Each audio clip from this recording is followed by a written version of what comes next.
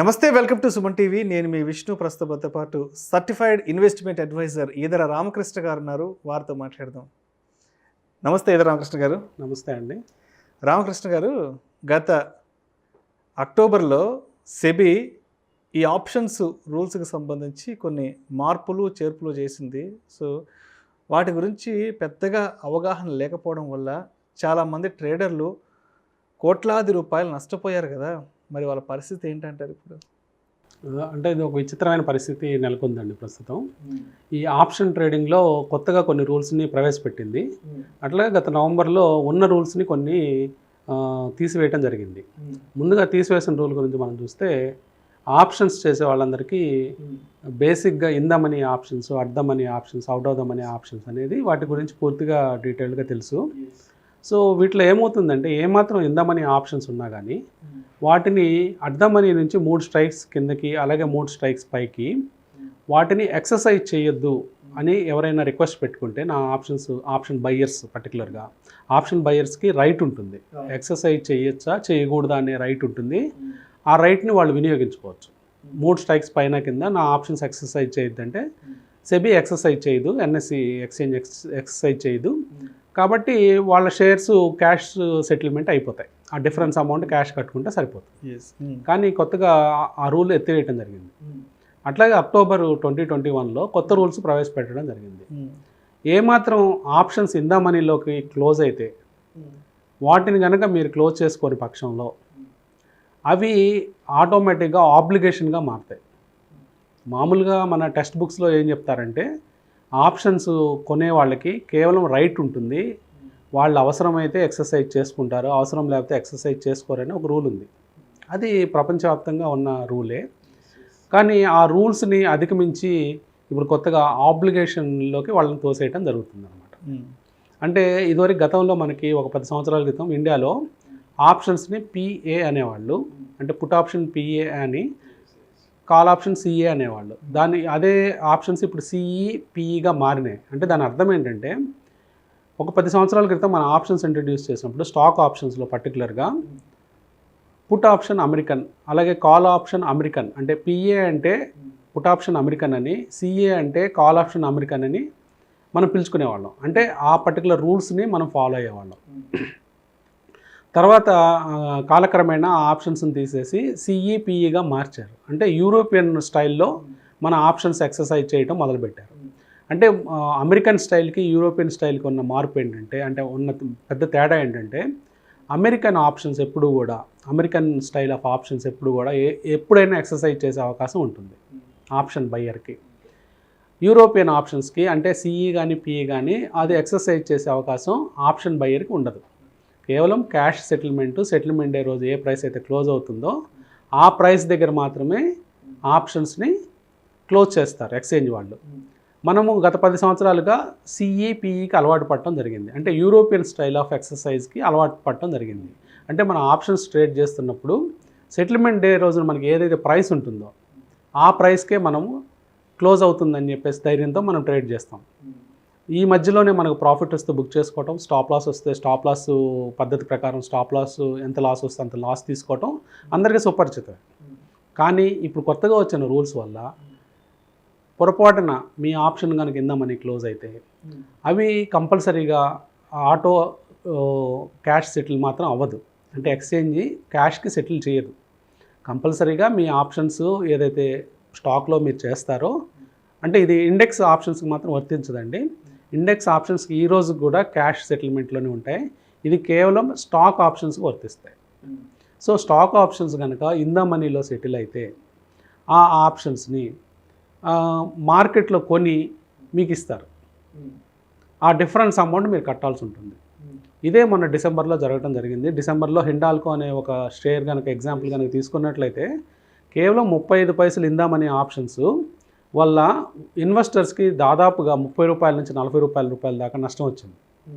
ఎందుకంటే ఆప్షన్ మార్కెట్లో ఎక్కువ ప్రైస్ దగ్గర కొని ఈ షేర్లని వాళ్ళకి బదలాయించడం జరిగింది, ఆప్షన్స్ కొన్న వాళ్ళకి.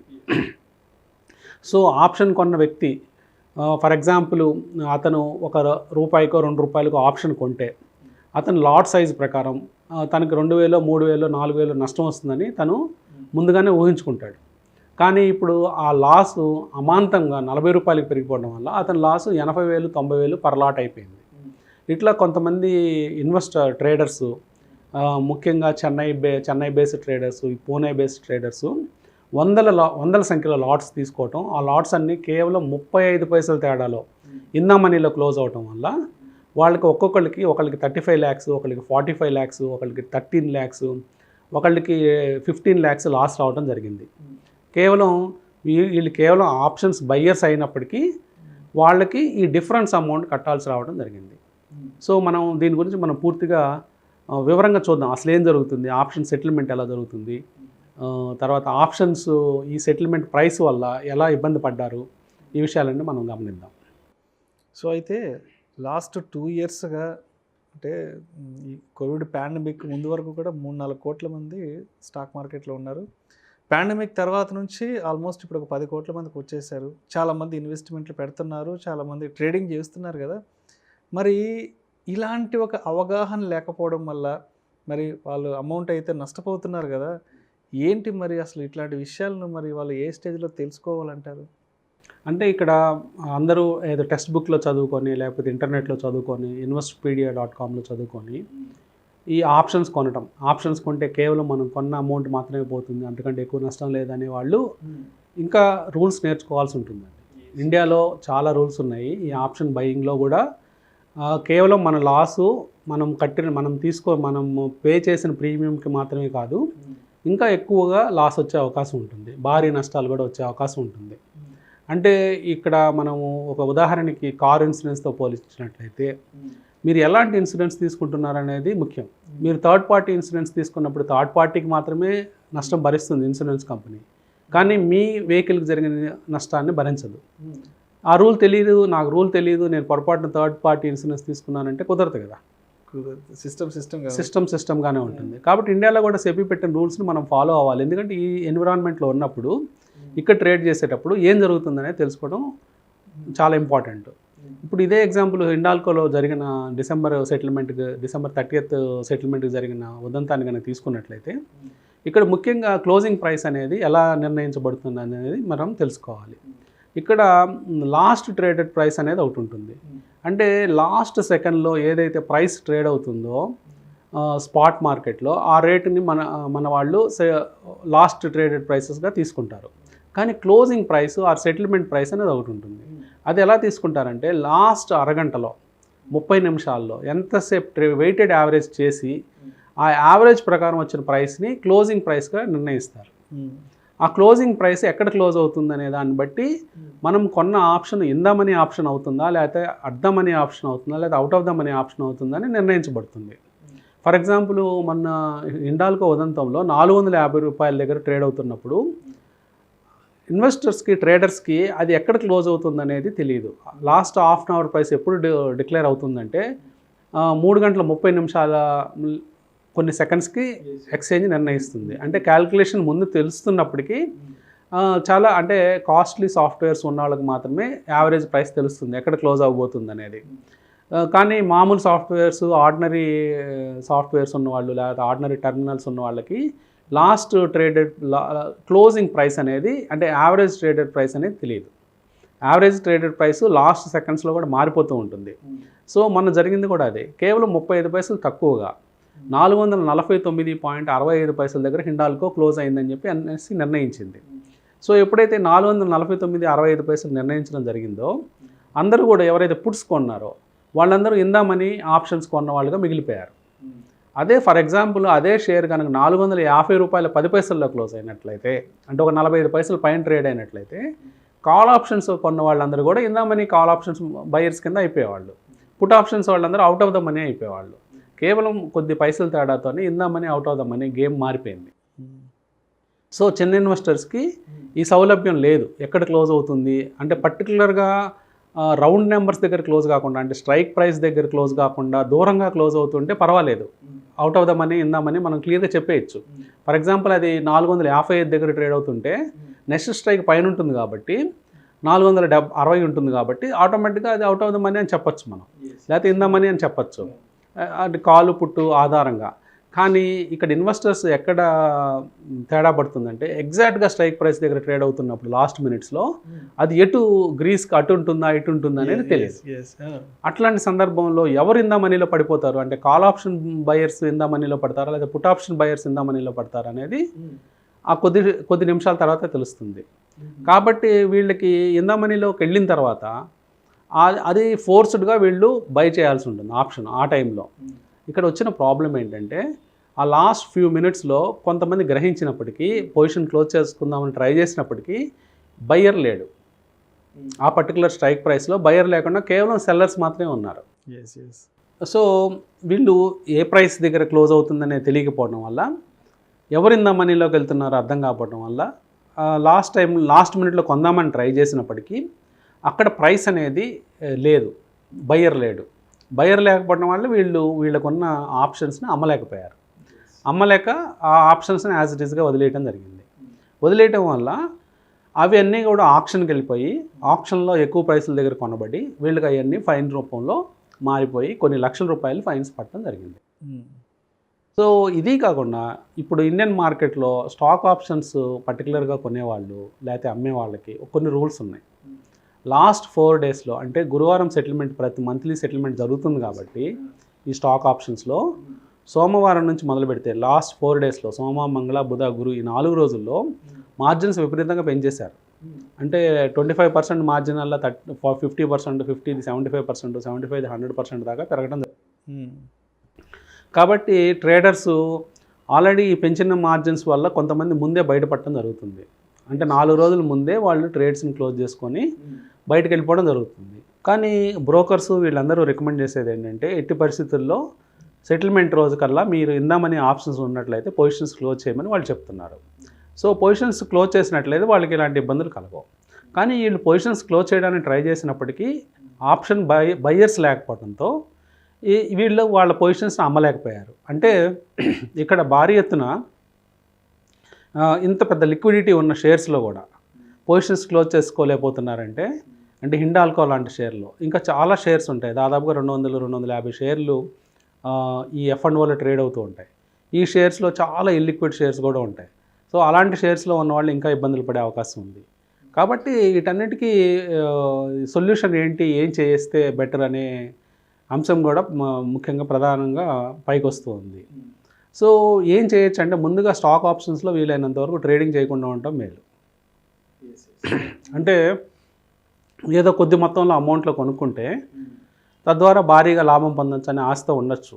కానీ లిక్విడిటీ సమస్య ఏర్పడుతున్నప్పుడు వీలైనంత వరకు ఆ పర్టికులర్ ఇన్స్ట్రుమెంట్స్కి దూరంగా ఉండటం మంచిది. రామకృష్ణ గారు, ఇప్పుడు ఈ ఆప్షన్స్ బయ్యింగ్లో లిమిటెడ్ లయబిలిటీ అని టెక్స్ట్ బుక్స్లో ఉంటుంది. రియల్ టైంకి వచ్చేటప్పటికి ఇక్కడ చూస్తున్న నష్టాలు కానీ ఈ పెనాల్టీని కానీ చూస్తే ఎక్కడ మ్యాచ్ అవ్వట్లేదు. సో ఏంటి అసలు దీన్ని ఏ విధంగా అర్థం చేసుకోవాలంటారు? అదే అండి, మనం ఇందాక అనుకున్నట్లు కొత్తగా వచ్చే ఇన్వెస్టర్స్ ట్రేడర్స్ వీళ్ళందరూ కూడా అంటే నాలెడ్జ్ కంప్లీట్గా తెచ్చుకోకుండా అంటే పర్టికులర్ రూల్స్ వైజ్గా సెబీ చేసే రూల్స్ ఇవన్నీ నాలెడ్జ్ తెలుసుకోకుండా ట్రేడ్ చేసేటప్పుడు ఇలాంటి ఇబ్బందులు ఏర్పడుతూ ఉంటాయండి. సెబీ ఈ మధ్యకాలంలో చాలా రూల్స్ చేయటం జరుగుతూ ఉంది. ముఖ్యంగా స్పెక్యులేషన్ని అరికట్టడం లేకపోతే కొత్త ఇన్వెస్టర్లని కంట్రోల్లో పెట్టడం ఇలాంటి కారణాలు కావచ్చు. కారణాలు ఏమైనప్పటికీ రూల్స్ని మనం ఫాలో కావాల్సిన బాధ్యత మనకుంది. ఈ మార్కెట్లో ఉన్నాం కాబట్టి, ఇండియన్ మార్కెట్లో ఉన్నాం కాబట్టి ఈ రూల్స్ ఫాలో కావాల్సిన అవసరం ఉంది. మీరు అన్నట్లు టెక్స్ట్ బుక్లో కేవలం లయబిలిటీ లిమిటెడ్ అని చెప్తారు. అంటే మనం ఎంతైతే పెట్టుబడి పెడతామో ఆప్షన్ కొనడానికి అంత మాత్రమే కోల్పోయే అవకాశం ఉంటుందని చెప్తారు. కానీ ఇక్కడ అలా కనిపించడం లేదు. ఈవెన్ 10,000 పెట్టిన వాళ్ళకి కూడా కొన్ని లక్షల రూపాయలు పోయే అవకాశం ఇక్కడ క్లియర్గా కనిపిస్తుంది. కేవలం హిండాల్కో తర్వాత ఈ హిండాల్కో ఉదంతంలో 2-3 రోజుల తర్వాత కేవలం 20-30 రూపాయలు మాత్రమే పెరగడం జరిగింది. సపోజ్ అది ఒక 20% పెరిగితే 20% అమౌంట్ కట్టాల్సి ఉంటుంది. అంటే ఒక్కొక్క లాట్కి దాదాపుగా 1,50,000-2 లక్షలు కోల్పోయే అవకాశం ఉంటుంది. ఇక్కడ ఆక్షన్ ప్రొసీజర్స్ కనుక మనం గమనించినట్లయితే ఒక షేరు వాళ్ళు ఆక్షన్ మార్కెట్లో కొంటారు. ఈ ఆప్షన్ లయబిలిటీలోకి వెళ్ళిన వాళ్ళ కోసం అక్కడ కనుక ఎవరు కనుక అమ్మకానికి రాకపోయినట్లయితే దాని కట్ ఆఫ్ ప్రైస్ 20%గా నిర్ణయించింది సెబీ. సో ఈరోజు కాలంలో దాదాపుగా కొన్ని లాట్లు 10 లక్షలు 15 లక్షలు కూడా ఉండటం జరిగింది. సో 10-15 లక్షలు ఉండే కాంట్రాక్ట్ సైజులు కనుక ఆప్షన్లో దొరకకపోతే దాదాపుగా ఇన్వెస్టర్కి ట్రేడర్కి 1,50,000 నుంచి 3 లక్షల దాకా పెనాల్టీ పడే అవకాశం ఉంటుంది ఒక లాట్కి. కాబట్టి ఇవన్నీ దృష్టిలో పెట్టుకొని ఇన్వెస్టర్సు ట్రేడర్సు జాగ్రత్తగా అంటే పొజిషన్స్ని బిల్డ్ చేయడం కానీ బిల్డ్ చేసిన పొజిషన్ క్లోజ్ చేయడం కానీ చేయాలి. కేవలం మనము ట్రేడింగ్ స్ట్రాటజీస్ పెట్టుకోవడం ట్రేడింగ్ రూల్స్ పెట్టుకోవడం కాకుండా బయట ఎన్విరాన్మెంట్లో సెబీ రూల్స్ ఎలా ఉన్నాయి అండ్ ఎక్స్చేంజ్ రూల్స్ ఎలా ఉన్నాయి క్లియరింగ్ కార్పొరేషన్ రూల్స్ ఎలా ఉన్నాయి ఇవన్నిటిని కూడా అప్పుడప్పుడు వాటిని చూసుకుంటూ ఉండటం బెటర్. అలా తెలియకుండా పొరపాటున అంటే అవగాహన లేకపోవడం లేకపోతే అమాయకత్వంతోనో మనం ట్రేడ్ చేసినట్లయితే ఈ నష్టాలు తెచ్చుకునే అవకాశం ఉంది. సో అయితే ఇప్పటి వరకు చాలామందికి ఈ రూల్స్ గురించి తెలియదు.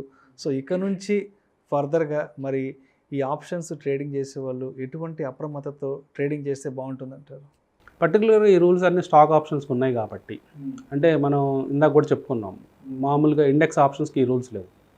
సో స్టాక్ ఆప్షన్స్కి ఉన్నాయి కాబట్టి స్టాక్ ఆప్షన్స్ చేసే వాళ్ళందరూ కూడా స్ట్రిక్ట్గా ఈ రూల్స్ ఫాలో కావటం ఒకటి, లేదా ఈ రూల్స్ ఫాలో కావడం కష్టం అనుకున్నప్పుడు 4 days బిఫోరే పొజిషన్స్ని ఎగ్జిట్ అయిపోయి నెక్స్ట్ మంత్కి రోల్ ఓవర్ చేసుకోవడం బెటర్. రైట్ ఒకటి అంటే ఈ కరెంట్ మంత్ కాంట్రాక్ట్స్ అన్నింటిని క్లోజ్ చేసుకొని ఈ కాంట్రాక్ట్స్ని రోల్ ఓవర్ చేసుకొని నెక్స్ట్ మంత్కి వెళ్ళిపోవడం better.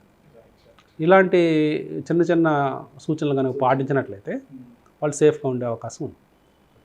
Thank you so much either Ramakrishna గారు. ఈ ఆప్షన్స్ రూల్స్ విషయంలో సెబీ తీసుకొచ్చిన మార్పులు చేర్పుల గురించి మీ విశ్లేషణ ద్వారా ప్రేక్షకులకు చాలా చక్కగా వివరించారు. Thank you so much sir. Thank you Suman TV ప్రేక్షకులు అలాగే విష్ణు గారు.